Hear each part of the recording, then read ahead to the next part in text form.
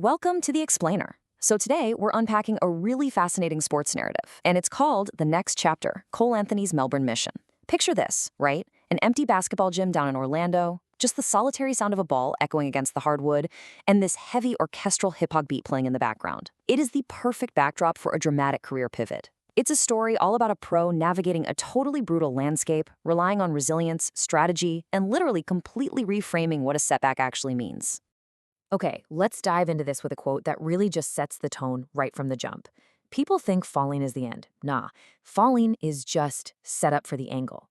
I mean, that is Cole Anthony's mindset right there. He absolutely refuses to view a career roadblock as a failure. To him, it's just a shift in geometry, a new angle of attack. He makes it crystal clear. This isn't a step back, it's a step into something entirely new. So, Chapter 1, The Fall, and the harsh reality of the basketball business.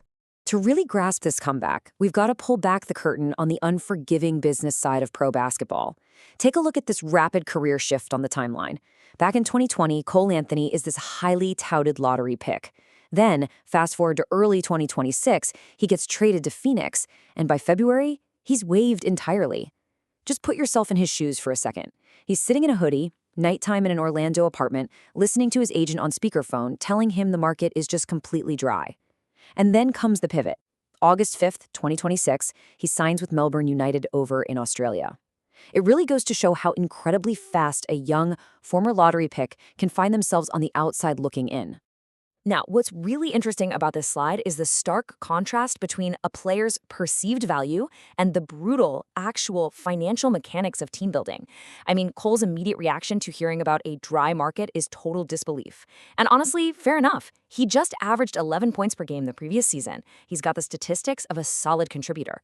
But the market reality? Well, as his agent explains, it's not just about raw numbers. It is all about fit. Teams are prioritizing youth and, crucially, much cheaper contracts. So even if you perform well individually, it doesn't always insulate you from the broader economics of pro sports. Which brings us to Chapter 2, a different stage, the pivot. With the NBA market effectively closed off to him, at least for the moment, this scene shifts from that isolated Orlando apartment all the way to Cole's childhood home in New York City. Out in the backyard, his dad, former NBA player Greg Anthony, offers this incredible reframe. He points to a physical setback from his own past, a torn meniscus back when he was at Carolina, and he tells Cole, "You're not hurt, you're just reloading." I mean, what a massive psychological shift, right? Greg is actively mentoring his son to make sure he doesn't view this move to Australia as some sort of demotion. No, it's a strategic reloading phase to build something brand new. And hey, this isn't just empty dad encouragement either. It is a proven basketball strategy. Greg points out that the Australian NBL is a seriously effective development pipeline. I mean, look at gritty players like Patrick Beverley and Matthew Dellavedova, Pat Bev and Delly. They took this exact route. They went out there, totally developed their games in a top-tier championship environment, and then came back to the NBA significantly stronger. It proves that this league, it's not an exile. It's a tactical proving ground for guards. This whole conversation culminates in a beautifully symbolic exchange. Greg hands Cole a Melbourne United jersey. Cole looks at it, kind of shrugs, and says, "It's yellow." But Greg laughs and corrects him. He says, "It's gold. Now go win something." It's honestly the emotional turning point of this whole narrative. Greg makes Cole realize that Melbourne doesn't just want some flashy star to score a bunch of points. No, they want a general to lead them to a championship. And that is the exact moment Cole finally cracks a smile and totally accepts the challenge. Let's move to Chapter 3, the Melbourne Mission, the buy-in. So now we shift continents. After landing and getting greeted by all these hyped fans at the Melbourne airport, the real test begins in the practice facility with the intensely no-nonsense coach Dean Vickerman. Vickerman immediately highlights this huge clash between old habits and new demands. The temptation for a former NBA lottery pick in a foreign league might just be to go out, take 20 contested shots a game, and pad those individual stats, but Vickerman's expectation? Entirely different. He explicitly tells Cole, "Look, you aren't here for 20 shots. You're here for 10 assists and a championship."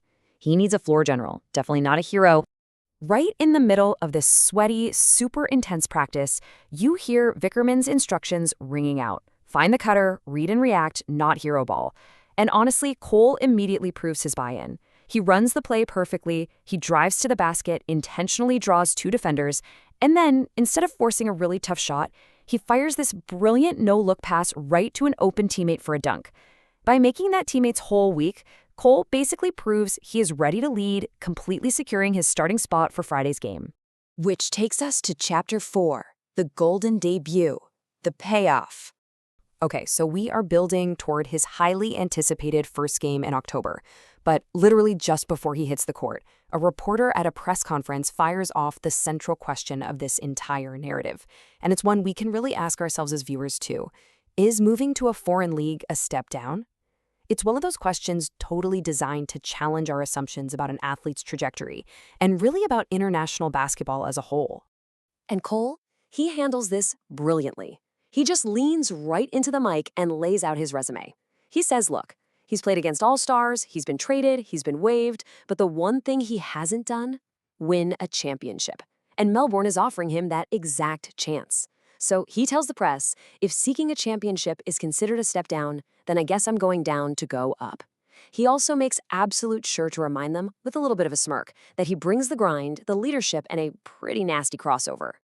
All right, game night, John Cain Arena. The crowd is absolutely roaring, the pyro is blasting everywhere, and Cole is introduced last. Let's fast forward to the final play of what has been a tight, super aggressive game. Melbourne is down by 2 points. There are exactly 4 seconds left on the clock. 4 seconds for Cole to completely validate his entire reloading philosophy. Cole inbounds the ball, gets it right back, and isolates his defender. The clock is ticking down. He executes this vicious step back and just launches a 3 over the defense. The buzzer sounds, splash. The crowd absolutely explodes as his teammates rush the court and mob him. And in this freeze-frame moment of just pure, unadulterated joy, Cole screams directly into the camera, "They counted me out!" I mean, he didn't just score. He led his team to a thrilling, clutch victory right in his debut. So the crucial point is really summed up perfectly by Cole himself. He said, "Sometimes you gotta leave home to find your game. I'm not the same player I was. I'm better." It just brilliantly illustrates how stepping way out of your comfort zone, embracing a totally new culture, and prioritizing team leadership over your own individual stats, it doesn't just salvage a career, it elevates it. He literally took what the market deemed a failure and engineered it into profound personal and professional growth. Which leaves us with this final thought. You know, we all face moments where the market or our industry or just life in general tells us the well is dry. When that happens, do we see it as an ending?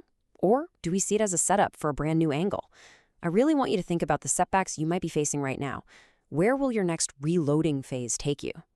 Thanks so much for joining me for this explainer, and remember to keep finding those new angles.